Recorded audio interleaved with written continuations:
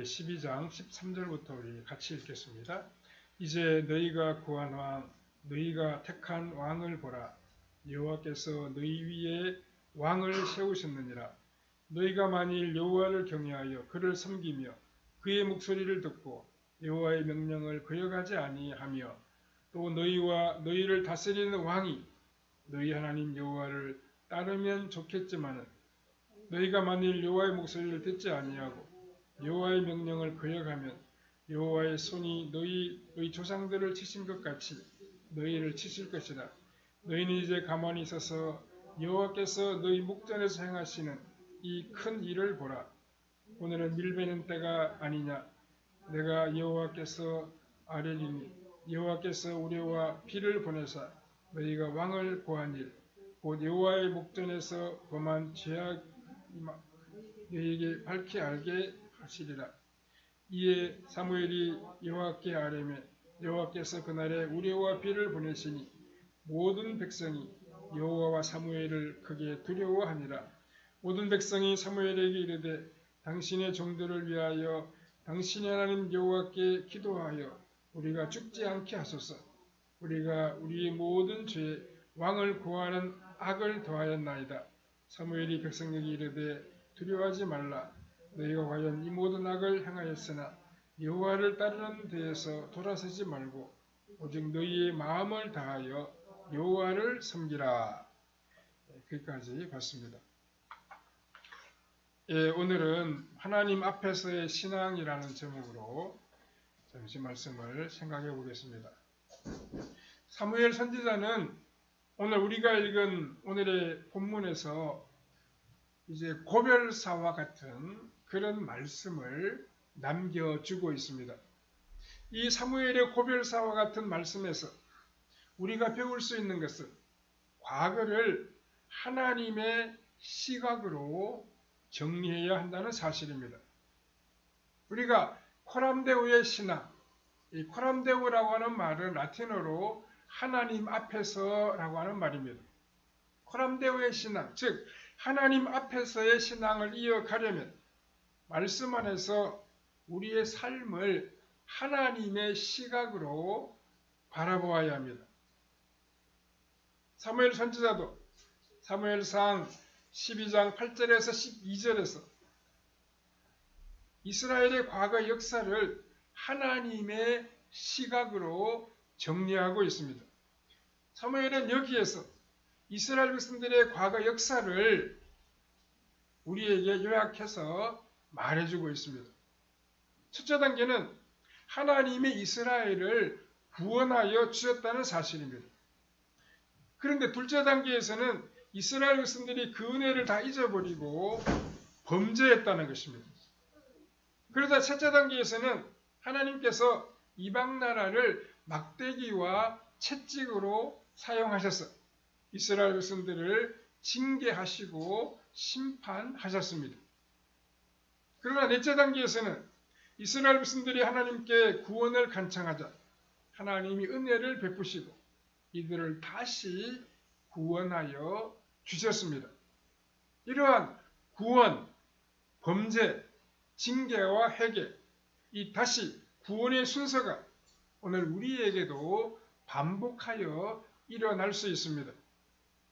우리 신자들은 모두 다 창세전에 하나님의 자녀로 예정된 사람들입니다. 그런데 육신의 아버지와 어머니에게서 태어나 하나님의 예정을 깨닫지 못하고 하나님의 말씀을 거역하면서 살 때 하나님께서 일방적으로 우리 인생 속으로 찾아오셨습니다. 하나님의 말씀을 우리에게 들려주시고 하나님이 참으로 우리의 아버지 되심을 깨닫게 해주셨습니다. 입을 열어 하나님을 아버지라고 부를 수 있는 믿음을 주시고 자신의 죄악을 깨달아 회개하도록 이끌어 주셨습니다. 그리스도의 은총을 간구하며 구원 얻는 믿음을 우리에게 주시기도 했습니다. 우리의 열심으로도 우리가 구원받은 것이 아닙니다. 우리의 헌신과 경건과 우리의 성품이 좋아서 우리가 구원받은 것도 아닙니다. 전적으로 하나님의 은혜였습니다. 하나님의 은혜로만 우리가 구원을 받을 수 있습니다. 우리는 오늘의 본문을 함께 묵상함으로 주님께서 주시는 교훈을 받아야 하겠습니다. 첫 번째로 하나님은 우리의 일상생활에 은혜를 베풀어 주십니다. 하나님의 섭리 안에서 살아가는 우리는 과거에 지나간 삶에 대하여 가정법적으로 생각하는 것은 그렇게 좋지 못한 일입니다. 지나온 시간 속에서 그때 그것을 선택했기 때문에 오늘날 이 자리까지 왔지만 그때 다른 것을 선택했더라면 훨씬 더 좋았을 텐데 이렇게 과거를 가정법으로 생각하는 것은 하나님의 섭리를 부정하는 불신앙이라는 사실입니다. 물론 과거에 지은 죄를 돌이켜서 그때 그 범죄를 범하지 않았으면 좋았을 텐데 라고 하는 반성은 우리에게 필요하다고 말할 수 있습니다. 그러나 배우자와의 결혼과 같은 중요한 선택의 문제와 관련하여 결혼할 그때 다른 사람을 배우자로 선택했다면 더 좋았을 텐데 라고 하는 가정법은 하나님의 섭리를 부정하는 불신앙이 될 수 있습니다. 올바른 코람데오의 신앙은 우리가 살아온 모든 과거를 하나님의 섭리 속에서 이루어진 일임을 인정하는 것입니다. 과거에 내가 혹시 이루지 못한 일이 있더라도 다른 사람을 비난하거나 탓하지 말아야 합니다. 나는 부모를 잘못 만나서 오늘 이 정도밖에 못했어. 내 주변에 나를 도와주는 사람이 없어서 그럴 수밖에 없었어. 그때 나를 잘 도와주는 좋은 멘토를 잘 만났더라면 내 인생이 이처럼 어렵지 않았을 텐데 이런 식의 가정은 오늘 내가 서 있는 이 자리까지 나를 인도하신 하나님의 섭리를 부정하는 불신앙이 될 수 있습니다. 우리가 살아온 과거의 인생은 하나님 앞에서 무엇을 말해줍니까? 첫 번째로 나는 근본적으로 죄인이었고 하나님의 은혜가 아니었다고 하면 나는 하나님을 대적하고 하나님의 말씀에 불순종할 수밖에 없었음을 말해주고 있습니다. 두 번째로 우리 하나님은 죄인인 나를 하나님의 백성으로 연단하시고자 그렇게 힘든 인생을 살게 하셨다는 것입니다. 결국 내가 살아온 힘들었던 과거의 인생은 하나님의 섭리 안에서는 나를 향한 하나님의 최고의 선물이었음을 인정해야 합니다. 이스라엘 백성들의 입장에서 쉽게 이해하기 어려운 것이 하나 있었습니다.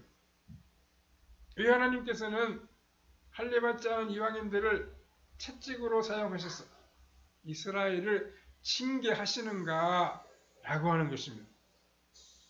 이때 선지자를 통하여 주어지는 하나님의 말씀은 무엇입니까? 하나님이 이스라엘 백성들을 이방인의 징계를 통해 심판하시는 이유는 이스라엘을 완전히 벌하기 위해서가 아니라 정금같이 연단하고 단련하기 위해서였습니다. 우리가 그러온 지난 날들은 우리를 향한 하나님의 최고의 은혜요, 최고의 섭리였음을 우리는 잊어버리지 말아야 합니다. 두 번째로 하나님은 우리 인생을 섭리하십니다. 하나님이 인정하시는 코람데오의 신앙은 지금 현재의 삶을 하나님이 섭리하시는 구속의 역사의 시각으로 바라보는 것입니다. 사무엘상 12장 12절을 보면 이스라엘 백성들이 하나님의 섭리가 마음에 들지 않고 불안해서 자신들을 다스릴 왕을 구하고 있습니다. 왕을 세워달라고 말하고 있습니다. 이것은 어떻게 보면 하나님의 섭리를 부정하는 불신앙적인 행위였습니다. 하나님은 그것을 보시고 매우 슬퍼하셨습니다. 하지만 하나님이 이스라엘 백성들의 연약함을 충분히 이해하셔서 그런 불신앙 속에서도 최선의 해답을 주셨습니다. 그 해답이 바로 사울 왕을 세워주시는 일이었습니다. 왕을 구한 것은 불신앙이었지만 현실적으로 왕이 없으면 체계적으로 발전하기 어려운 것을 충분히 감안해서 이스라엘의 형편에 맞게 하나님이 사울을 왕으로 세워주셨습니다. 바벨론에 고레스라고 하는 그런 왕이 있었습니다. 구약시대에 이스라엘 백성들이 하나님과 맺은 언약을 파기하고 불순종하여 그 징벌로 수많은 백성들이 바벨론의 포로로 끌려가게 되었습니다. 주전 605년부터 바벨론 강제 추방이 시작되고 그 후 70년이 지난 다음 고레스 왕이 등장하게 됩니다. 이 고레스 왕은 이스라엘 백성들이 자신들의 고향으로 자신들의 나라의 땅으로 돌아가도록 친유대 정책을 펼쳤습니다. 이사야 45장 1절 이하에 보면 여호와 하나님께서 고레스 왕의 오른손을 붙들고 그 앞에 열국을 항복하게 하며 내가 왕들의 허리를 풀어 그 앞에 문들을 열고 닫히지 못하게 하리라 라고 하는 권세의 말씀을 선포하십니다. 한마디로 여호와 하나님께서 이 바벨론의 고레스 왕을 사용하여서 그 시대의 구원의 역사를 이끌어 가셨습니다. 그 하나님께서 고레스를 세우신 그 하나님께서 사울을 이스라엘의 초대 왕의 자리로 세워주셨습니다. 사무엘 선지자는 사무엘상 12장 23절 이하에서 이렇게 말씀하고 있습니다.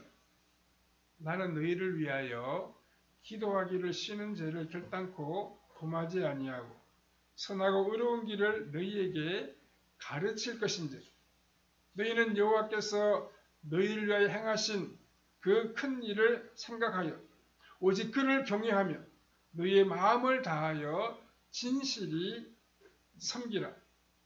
만일 너희가 여전히 악을 행하면 너희와 너희 왕이 다 멸망하리라 라고 말씀했습니다. 선을 행하면 미래의 복된 열매를, 또 악을 행하면 미래의 저주와 심판의 열매를 거둘 것이라고 말씀하고 있습니다. 이렇게 종두득두, 즉 콩을 심으면 콩이 나고 팥을 심으면 팥이 나며 선을 심으면 선을 거두고 악을 심으면 악을 거둔다는 것을 가리켜서 우리는 인과율의 법칙이라고 말합니다. 뿌린 대로 거둔다는 것입니다. 심은 대로 거둔다는 것입니다. 그런데 인과율은 과거를 이해하는 열쇠로는 부적합 합니다. 왜냐하면 오늘 내가 이렇게 행복하게 살게 된 원인을 내가 노력해서나 실력이 좋아서 오늘의 좋은 결과가 나왔다라고 생각할 수 있습니다. 이것은 하나님 앞에서 올바른 생각이 아닙니다. 과거에 대해서 우리가 하나님 앞에서 할 수 있는 논리적인 추론은 오직 하나님의 은혜뿐입니다. 그러나 미래에 대해서는 이와는 다른 방식의 생각이 필요합니다. 하나님의 은혜를 대입하면 우리의 책임 있는 자세가 좀 무디어질 수 있습니다. 과거에 대해서는 하나님의 은혜라고 하는 시각으로 돌이켜보는 것이 참 좋겠지만 미래에 대해서는 인과 율의 시각으로 내다보는 것이 성경적이라고 생각됩니다. 과거는 모두가 다 하나님의 은혜였음을 인정하고 미래는 인과 율의 망원경으로 내다보면서 오늘 나에게 주어진 길을 성실하게 걸어가는 것, 그것이 호람대오의 신앙이고 그것이 성령 충만한 삶이라고 이야기할 수 있습니다. 세 번째, 하나님께서 친히 은혜의 나라를 세우십니다. 사무엘 선지자의 이 고별사와 같은 말씀을 들어보면 우리 주님이 최후의 만찬에서 제자들에게 남기신 마지막 유언과도 같은 말씀이 연상됩니다. 사무엘 선지자의 말씀과 예수님의 유언을 비교하면 공통점과 차이점이 발견됩니다. 공통점은 두 말씀 모두 제자들의 미래가 하나님이 주시는 행복으로 펼쳐지기를 기대하는 간절한 마음이 들어있다는 것입니다. 차이점은 사무엘의 말씀은 조건적인 인과율로 끝나지만 예수님의 말씀은 제자들을 성삼위 하나님의 영원한 교제 안으로 초청하고 있다는 것입니다. 사무엘 선지자의 말씀에서 계속 강조하는 것이 순종하면 복을 받겠지만 불순종하면 저주를 받는다는 말씀입니다. 행복과 불행이 순종과 불순종의 조건에 달려있다는 그러한 인상을 받습니다. 물론 미래 이스라엘 백성들의 행복과 불행이 전적으로 이스라엘 백성들의 선택에 다 달려있다는 것은 아닙니다. 장차 이스라엘 백성들이 경험할 하나님의 선과 공의는 전적으로 하나님 자신과 그 진리를 먼저 깨달은 사무엘과 같은 중보자에게 달려있음을 사무엘은 잘 알고 있습니다. 그래서 사무엘은 그의 말씀 가운데에서 마지막 부분에서 두 가지를 맹세하고 있습니다. 그 첫 번째는 너희를 위하여 기도하기를 쉬는 죄를 결단코 범하지 않겠다는 것입니다. 계속해서 자기 백성들을 위해서 기도하고 그들을 위해서 살아가기로 맹세하고 있습니다. 두 번째로는 하나님의 선하시고 공의로우신 길을 너희에게 계속 가르치겠다라고 맹세하고 있습니다. 이제 이스라엘의 사사와 선지자로 은퇴하는 마당에 사무엘은 이 두 가지의 맹세를 어떻게 지키겠다는 것입니까? 사무엘은 자신의 부모님 엘가나와 한나가 신명기 18장 15절에서 18절의 말씀에 근거하여 간절히 기도한 덕분에 하나님이 자신을 이 세상에 태어나게 하셨음을 잘 알고 있습니다. 여호와 하나님께서는 모세의 입을 통해서 모든 하나님의 백성들에게 분명하게 약속하셨습니다. 우리 사람들 가운데 모세와 같은 선지자를 반드시 다시 보내어 세울 것이니 그의 말을 청종하라는 것입니다.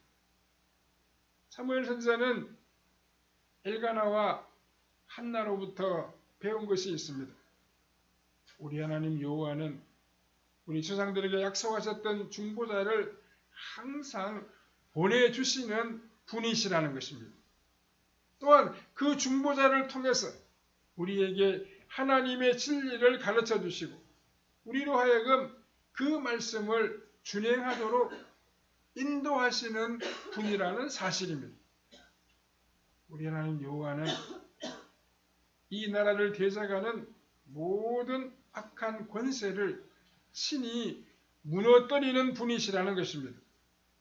그 중보자의 가장 중요한 책임은 주의 백성들이 하나님의 말씀에 순종하도록 말씀을 잘 가르치고 또한 악한 권세로부터 구원해 주시기를 위하여 중보 기도하는 것입니다. 그러니까 말씀을 선포하고 백성들을 위해서 기도하는 그런 역할을 담당하는 것입니다. 사무엘 자신은 이 평생의 사명을 자신의 부모님으로부터 배웠습니다.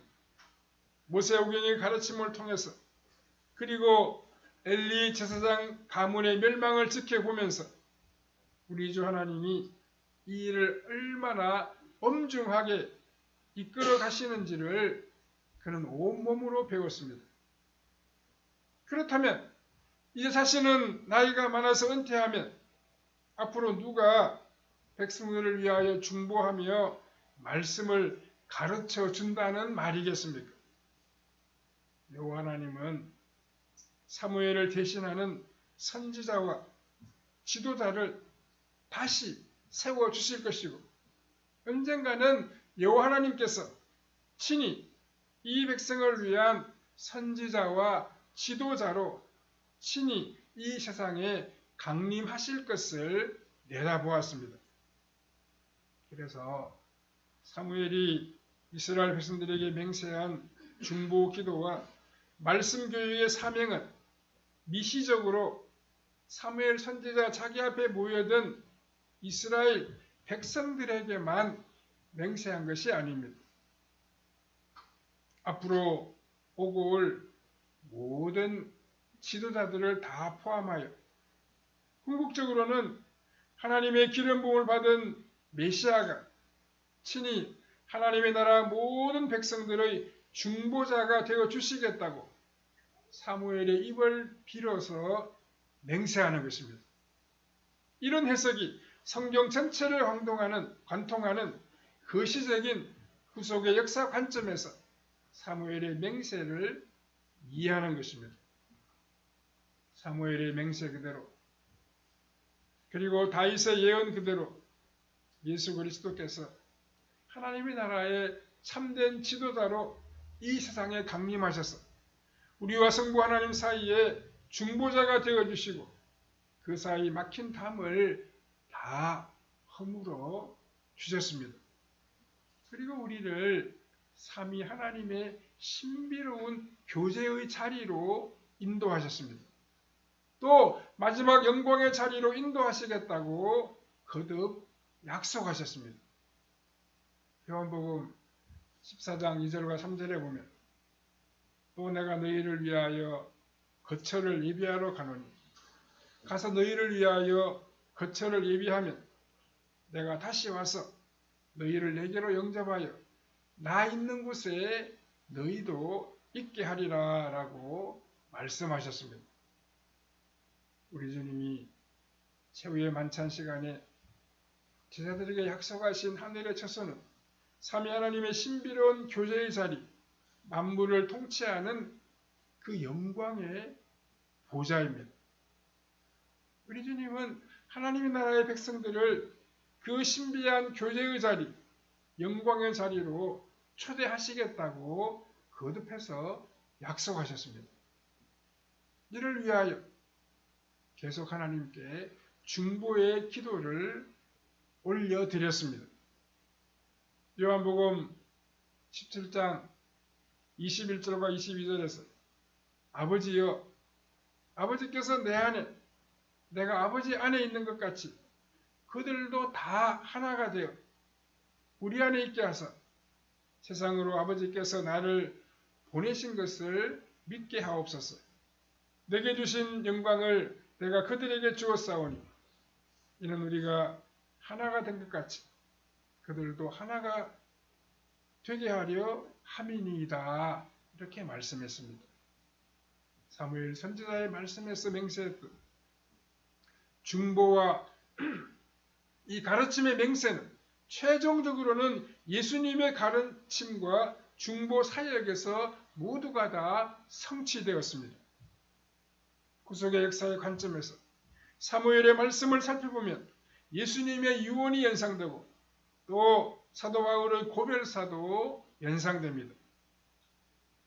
사도 바울은 그의 사랑하는 제자 디모데에게 디모데후서 4장 1절 이하에서 두 가지를 말씀했습니다. 그 한 가지는 하나님의 말씀을 선포하고 말씀을 가르치는 일에 집중하라는 것입니다. 또 한 가지는 하나님께서는 그렇게 선한 싸움을 잘 감당하고 믿음을 지킨 바울 자신을 위하여 의의 면류관을 예비해 두셨다는 사실입니다. 바울은 주님의 일방적인 은혜로 주님의 말씀에 순종하는 인생을 선택할 수 있었습니다. 주의 말씀을 선포하고 복음 전하는 일에 그 자신의 삶을 온전히 다 바칠 수 있었습니다. 바울은 주님께서 이끄시는 그 선한 싸움을 잘 싸웠고 자신에게 주어진 그 말씀의 길을 걸어왔으며 주님이 주신 믿음을 성령께서 지켜주신 은혜 안에서 잘 유지해 갈 수 있었습니다. 우리도 하나님 앞에서 우리의 믿음을 잘 지켜나가야 됩니다. 우리도 주의 말씀을 사랑해야 됩니다. 말씀에 순종하는 삶을 이어가야 됩니다. 말로만 내가 예수 믿는다 그렇게 말해서는 하나님의 은혜와 능력을 체험할 수 없습니다. 우리가 말씀을 들었으면 그대로 순종하고 작은 일에서부터 하나님 말씀을 따라 살아갈 때 하나님 우리에게 은혜를 베풀어 주시는 것입니다. 우리 하나님 앞에 참 정직하고 바르게 살아갈 때 하나님의 덕을 나타내고 많은 사람들에게 보여줄 수 있습니다. 그렇게 하는 것이 우리가 주님의 말씀과 복음과 더불어 살아가는 아름다운 신앙생활이 된다는 것입니다. 우리도 바울과 같이 사무엘과 같이 끝까지 믿음을 지키고 주의 말씀 중심으로 살아가는 복된 그리스도인으로 나타나야 할 것입니다. 하나님 말씀을 선포하고 선한 믿음의 싸움을 싸워감으로 하늘의 상급을 쌓아가는 성도님들의 삶이 다 되시기를 바랍니다. 은혜로우신 하나님 감사합니다. 오늘도 우리에게 주의 교훈을 들려주시니 감사합니다. 오늘 하나님 앞에서 바르고 정직하게 행하게 하시고 주의 말씀을 바르게 드러내며 주께서 베풀어주신 은혜에 감사하며 끝까지 믿음으로 달려가는 우리 아름다운 신앙생활이 다 되게 하여 주시옵소서. 우리가 하나님 앞에 믿음을 지키며 살아가 마지막에 의의 밀관을 받아 누리는 우리의 발걸음이 다 되게 해주시기를 원하옵고 예수님의 거룩하신 이름으로 기도하옵나이다. 아멘. 찬송가 400